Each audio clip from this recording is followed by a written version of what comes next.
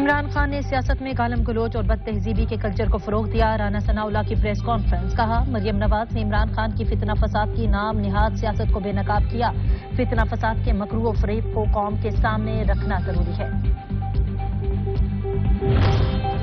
اور پولیس نے میرے گھر دھاوا بولا اور چیزیں لوٹ کر لے گئی۔ چیئرمین پی ٹی آئی نے مقدمہ درج کرانے کا اعلان کر دیا۔ کہا پولیس میرے گھر میں دیوار توڑ کر داخل ہوئی۔ گھر میں اس وقت صرف بشرا بیگم اور چند ملازم تھے۔ میرے اوپر 96 مقدمات درج کیے جا چکے۔ نواز شریف کی چوری کا عالمی اخباروں اور کتابوں میں ذکر ہے۔ زرداری کو مسٹر 10% کا خطاب دیا گیا۔